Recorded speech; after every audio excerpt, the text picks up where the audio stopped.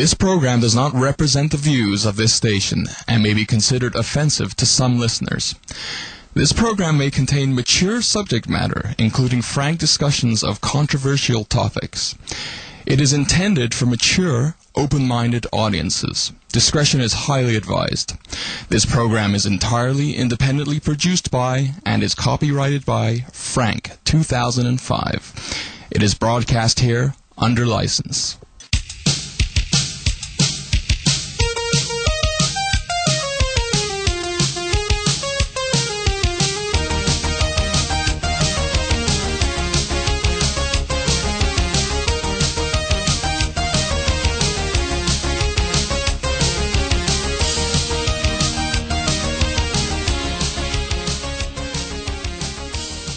You're listening to Frank Talks, Pleasures and Lifestyles, and I'm Frank because I have to be. We're in studio today with Mr. Marvi Arlik. Welcome to Frank Talks, Marvi. Nice to be here, Frank. So, Marvi, you are a fashion and image consultant for men. That's correct. All right, we're going to take this, we're going to try to do a more traditional interview. Marvi Arlik of marviarlik.com is a fashion and image consultant for men.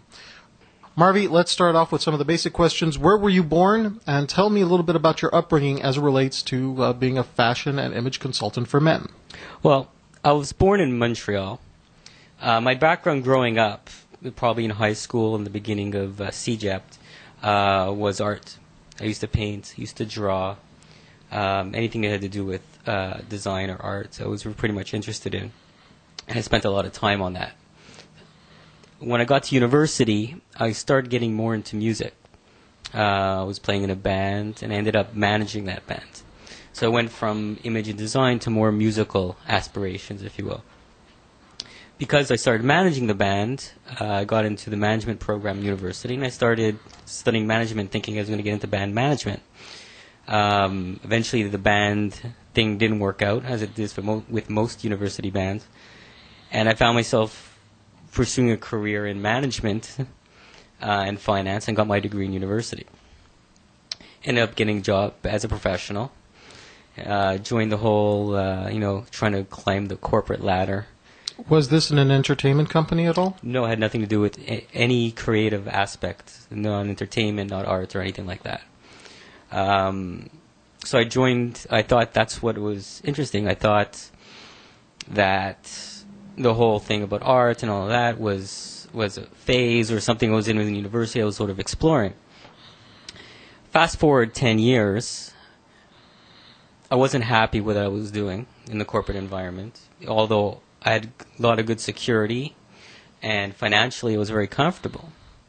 But something was off. I was burnt out, I was tired, I was overweight, I was single, well, most of my friends were engaged or getting married. There was a disconnect there. The first thing I did was I started to lose weight. Healthily, not unhealthily. I started working out, started eating healthy. I thought maybe that's the reason why I'm not happy and single and that sort of thing. So that was the first thing that put me down this path. In my background, there are other elements of fashion that are back there that I never thought of until I started doing this more full time. The first is when I was in university, I used to express my personality with my clothing. I didn't dress like a typical university student with a baseball cap and a varsity sweater. I think I went for a year dressing all in black. Used to wear black clothing, almost goth type clothing. Had really long hair, but it wasn't the way I dressed to just go to a club. It's the way I dressed all the time, whether I was going to class, for a beer, whether I was going to a family function, believe it or not. So I was really expressing who I was, what type of music I listened to, and what I thought my path was at the time based on my clothing. So that's a little hint towards thinking back as to where I got a lot of the ideas that I use now. Now, you'd also mentioned that you spent about 10 years working on a career that had nothing to do with fashion or art or design or music. What was your wardrobe style during that period?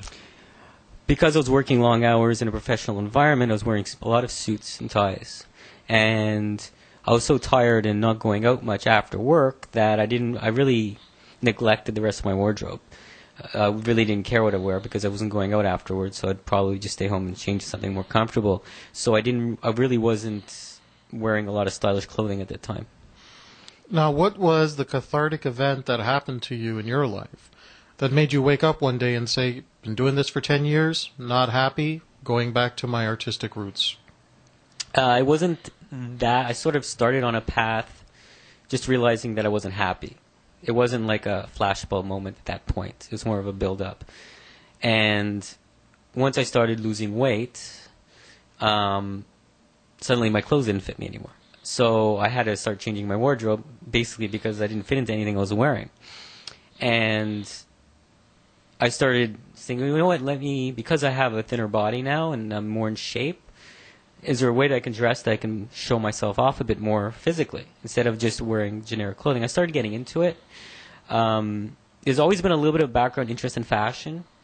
An interesting story I tell my clients is I was once at a client in the Miramichi in New Brunswick for 3 weeks where there was nothing to do except go to work and watch. The only thing that was on television at night was fashion television.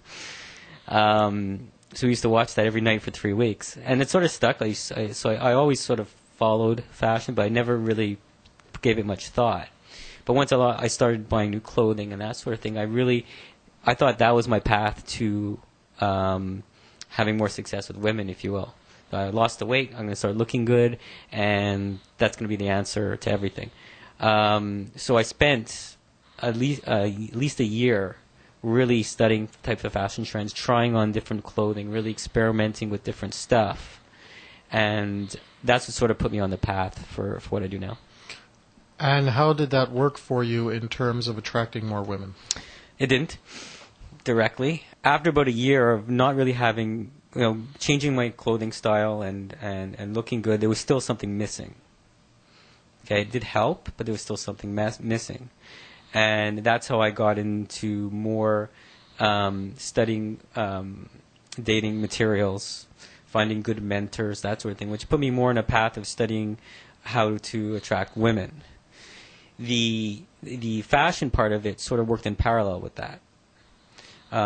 Once I fused the two, then there was really direct connection between the two in terms of my theories on how to attract women. All right. Now, which materials out there have you come across that really augment your own teachings of fashion and imagery in terms of attracting women? In terms of, like, concepts of attraction? Yeah. I guess, well, the first thing is the concept of that, 93% of how you communicate to a woman is nonverbal. I'm a big believer that people talk about that there's a portion that is body language, and then there's a portion that's tonality. And those are the two parts that are nonverbal when you're going to talk to a woman. I'm a strong believer of adding a third part within the body language portion of that percentage, whatever the percentage is. People argue back and forth. But there's a percentage that has to do with your actual image you're presenting with the clothing. So you go up and you're going to go talk to a woman. It's not just how you hold your body language. It's not just how you're talking to her with your tonality. But it's how you present yourself with your clothing.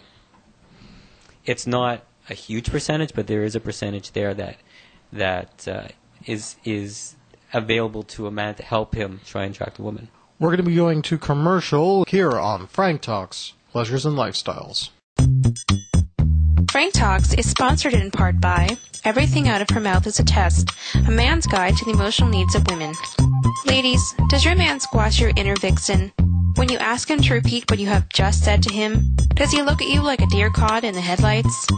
Does he think that leaving the game on while you talk to him is a good idea? Is his favorite phrase, "Yes, dear, you are absolutely right"? Does wife or girlfriend mean boring and dull to him? Ladies, don't you wish that he knows what you mean when you ask him if you look fat? Then you need to buy him the book Everything Out of Her Mouth is a Test, a man's guide to the emotional needs of women. On sale now at franktalks.com. Hi, my name is Marvi Arlik, and I'm a Montreal-based image consultant.